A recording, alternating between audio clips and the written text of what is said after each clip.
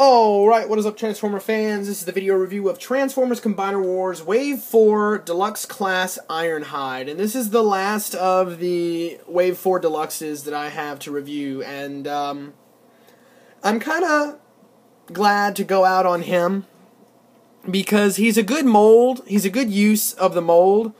But I feel like not a lot's been done to differentiate him, to be honest. But we can see how, just given a new head and a new paint job, how it can differentiate a character. So, this is a good example of that. Yay! So, here we have Ironhide in his truck mode, and it is just off-road, as they all are. They're just repaints with a new head sculpt.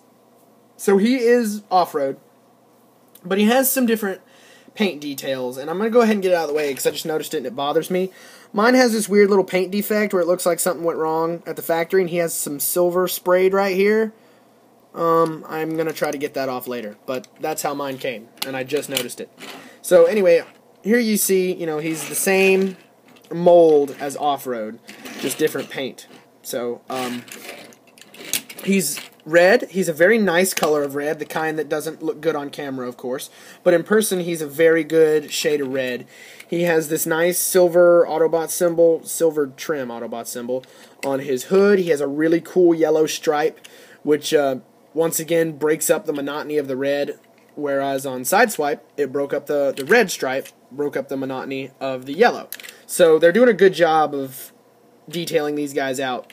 The front grille is all this really nice gunmetal, and I like it because it makes the front stand out, and even the bumper is painted that nice gunmetal. The rims are painted that nice gunmetal as well, so awesome. And then the windshield is traditional, this shiny blue, which I feel like they did on purpose for all the Autobot Deluxes to make them look a little bit more cartoony, like from the 80s. You know, how all the windshields were blue? I don't know. Anyway. So yeah, that's his truck mode. He does roll. He's really, really nice. You can see underneath here, it's the off-road mold. But it looks good. It works as Ironhide. Ironhide, I think, works better as a truck. And this is a good blend of truck and, you know, the little van. Because it's not like a huge truck like in the movie. But it's kind of a down-low, sporty pickup truck. So instead of being a huge, massive truck, he can keep up with the other Autobots by being this sporty little pickup. Which I like. He comes with the same hand-foot gun that Off-Road came with, the engine with the 4 exhaust pipes. Once again, it's painted this silver with the nice gray underneath it. He comes with the axe that we've gotten 3 times now, and it's just that gray. So they're kind of, I think across the board, they're getting lazier with the weapons, just because we know... the main gimmick of these guys is that they combine and that they're good toys. It's not that they come with good weapons. So... honestly, I don't use these very much, but it is apparent that they're starting to slack off on the weapons because they just aren't painted as well as they were anymore. Actually, none of them are painted. All the weapons I have are one solid color. From this wave, all the weapons are one solid color. So, okay, whatever. But yeah, there's Ironhide in his vehicle mode, and I'm going to go ahead and transform him. So transforming is the same. I'm going to go through it real quick once again. What you do first is you take the hood of the truck and you unpeg it and you rotate it up like so. And then rotate it down like that and it actually tabs into the side right there. Then what you want to do is you want to kind of pull these panels out to the side, unlatch the legs, pull the arms up and out, arms up and out. Then you untab the back of the leg and accordion fold this whole thing down. Close up the legs and they tab together. There's a little tab that just locks the legs together on that joint. Like so. Kind of open up these panels, rotate his arms. Turn his head around, and bada boom, bada bing, there we have Ironhide in his robot mode. I'm going to straighten him up. So, I'm going to go ahead and throw off-road in there so you can see them. Once again, not a lot is different. There's actually a lot of similar paint.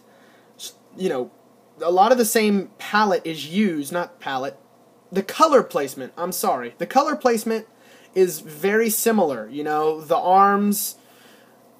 The lower arms and the shoulder pads are one color. The upper arms are one color. The chest is detailed very similarly. The thighs are a certain color. The legs are a certain color. They look very similar in terms of color placement. But what really changes it up is the colors themselves and the head sculpts that make them feel like different characters. Obviously, you've got Ironhide, who's mostly red, with some gray and some kind of blue, which, by the way, I really like to see this blue from the front here on his chest windows, because it makes it look like the vehicle mode transformed. So that's that shiny blue from the windows on the car. I do like the black chest, where the combiner port goes. His little springs down here are painted differently than off-roads, so obviously it looks a little bit different. I have noticed that with the red, a lot of the tech detailing that you see on off-road blends in a little bit. So they tried to pick out some of the details differently with paint, but it, you know, kind of all blurs together because of the way the red plastic is. Other than that, like I said, he's very similar in terms of color placement, but the palette itself is different. But the one thing that I found hilarious is Ironhide, obviously, we all know he has a southern accent in G1. He's wearing his Autobot symbol like a belt buckle, which I find hilarious. Honestly, that is a very clever nod. I don't know if that was intentional. They could have easily put it up here. I wanna think that that was intentional. But if it was an accident, it was a happy accident, because he's wearing his Autobot symbol as a belt buckle. Oh my goodness. Anyway, that's how he stacks up next to Off-Road. He's really similar. As a matter of fact, he's the most similar to his predecessor out of all these. But it works because the way the colors are and the way the character is represented. Let's look at his head sculpt, which is a different look for Ironhide. He doesn't have as big of a chin, so he looks a little bit younger, but he definitely looks mean. So I really dig this Ironhide and his head sculpt and just how good he looks. So that's Ironhide for you. He's a cool use of the mold.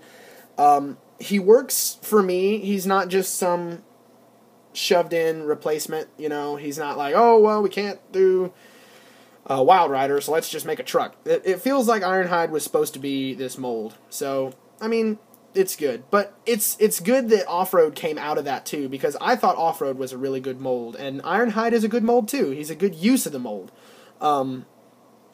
So posability is the same. He has the ball jointed head with a little bit of a cut so he can look back and be like, what's that?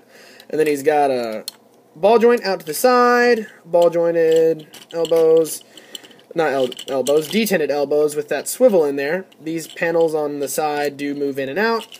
He has a waist rotation. He has the thigh rotation with the cutout, or thigh ball joint with a cutout to the side. There is the thigh rotation. A 90-degree bend at the knee, and that is it. So Ironhide's cool, and he uses this axe. Okay, Ironhide's more of a gun guy, I think, but whatever. Something I didn't show off in vehicle mode, and I'll do it now because whatever. This gun in vehicle mode still pegs on to the back, so yay. I totally forgot about it, but whatever. But yeah, I like Ironhide, so let's go ahead and show off his limb modes. So here we have Ironhide in his arm mode, and because he is the off-road mold, unfortunately, this still happens to where the arms don't tab in back here. They're supposed to tab on to these little pegs, but they don't go on, and so they're just a flappy mess. I like the arm mode. I like the fact that the truck, he just looks really good in arm mode, but the arms don't tab in, and it's kind of a gripe. I wish they'd have fixed it, but they didn't. So, obviously, we'll go to foot mode, or leg, foot, whatever, which is what I use him as, because, I don't know. I think this mold works best as a foot. I'll just say it like that. It really does work best as a foot because of the way the knee looks, and he looks solid as a leg, I think, which, you know, is fine. There's strengths and weaknesses to each mold, and Ironhide just happens to be a better leg than an arm. So stop judging him, you weirdos. Says the guy who judges toys for not a living, but for a hobby. Nah, hypocrisy. Anyway,